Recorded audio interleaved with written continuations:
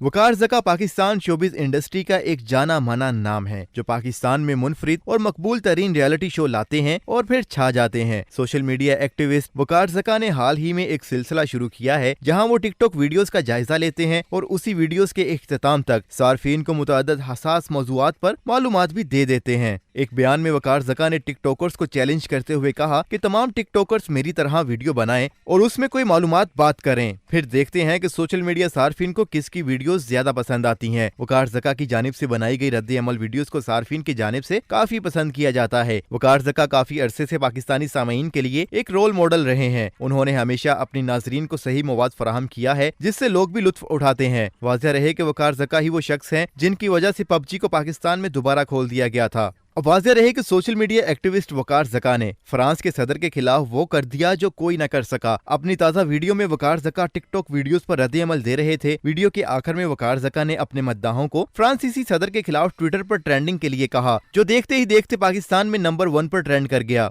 वाज़ेह रहे कि फ्रांसीसी सदर के खिलाफ दुनिया भर में मुजाहिरे चल रहे हैं और फ्रांस की मुकम्मल प्रोडक्ट्स का बाइकाट किया जा रहा है। फ्रांस के सदर की वजह से मैनचेस्टर यूनाइटेड स्टार और वर्ल्ड कप के फातेह खिलाड़ी पॉल बोगाबा ने मुबैना तौर पर फ्रांसीसी फुटबॉल टीम को खैराबाद कह दिया है। मीडिया रिपोर्ट्स के मुताबिक पॉल बोगाबा का इस्तीफा फ्रांसीसी सदर के इस्लाम मुखालिफ बयान के बाद सामने आया है, जिसके तहत अब वो फ्रांसीसी टीम के लिए नहीं खेलेंगे। नाज़रीन, फ्रांस के सदर के खिलाफ वकार ज़का ने वो कर दिखाया है जो कोई न कर सका। आप इस हवाले से क्या राय रखते हैं हमें बताएं कमेंट सेक्शन में। और अगर ये आज की हमारी वीडियो आपको पसंद आई हो तो इसको लाइक करें, शेयर करें और हमारे चैनल को लाजमी सब्सक्राइब करें।